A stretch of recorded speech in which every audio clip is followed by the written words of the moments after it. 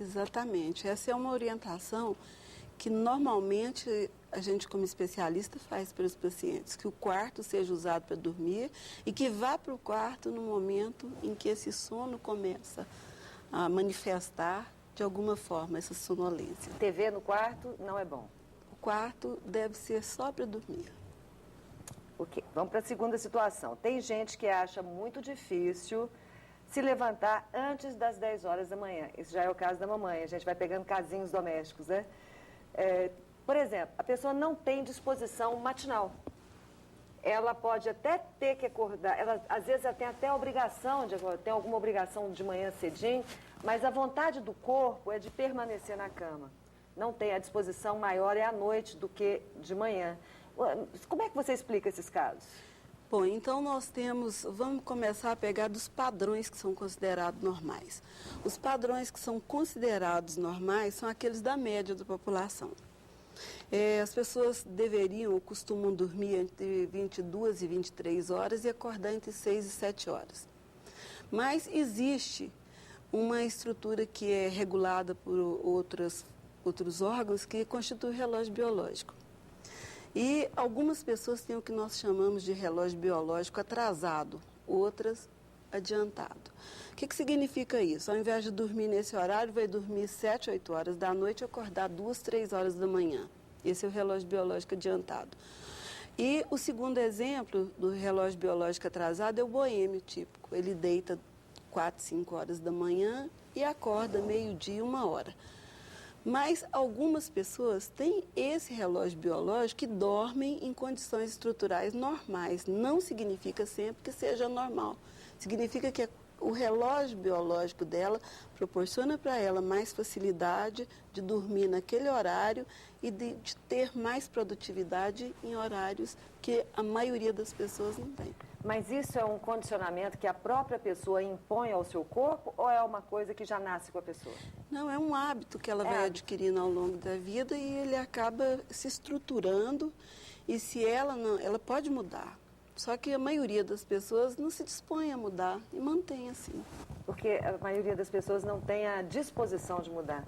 Talvez é a preguiça de ter que mudar um hábito, porque a gente sabe o quanto é difícil mudar um hábito. E a gente tenta muito que isso mude, porque isso é muito comum hoje no jovem que fica na internet durante a noite, na madrugada. E a gente sabe que o mundo não funciona assim. Então, às vezes, ele tem prejuízo. Os prejuízos, eles são de que ordem? Os prejuízos são da ordem de que ele tem uma aula na universidade às 7 horas da manhã, ele não consegue chegar. E quando ele chega sonolento, sem produtividade, sem condições de concentração e começa a falhar das aulas da faculdade, às vezes chega até a deixar os cursos por isso. Irritado. Perdem os empregos. E quando ele é forçado a levantar nesse horário, ele começa a ter os efeitos da privação do sono, que é a irritação, a irritabilidade, a dificuldade de concentração, a memória, a alteração de humor. E, posteriormente, ele vai ter outros prejuízos que são mais sérios. Bom, tem pessoas que acordam diversas vezes durante a noite. Né? Ou seja, para fazer um pipi, ou seja, para tomar água, enfim. São pessoas que têm o sono entrecortado 2, 3, 4 vezes por noite. O que essa pessoa pode fazer para melhorar esse padrão do sono? Porque isso também não é bom, não é, doutora? Exato. Primeiro, nós temos que ver se essa pessoa não tem alguma alteração, algum distúrbio do sono que está fazendo com que ela acorde. Porque, por exemplo, na apneia do sono, a pessoa acorda várias vezes pela dificuldade respiratória. Nas mioclonias do sono, nos movimentos anormais do sono também. Mas ela própria não tem essa consciência do que é que está despertando ela. Então é importante que seja feita uma avaliação para verificar a causa disso primeiro. A avaliação, gente, ainda é através da polissonografia, doutora? Primeiro, a gente deve fazer uma entrevista clínica, um exame clínico, uma avaliação clínica e depois, então, as investigações laboratoriais, da qual faz parte a polissonografia.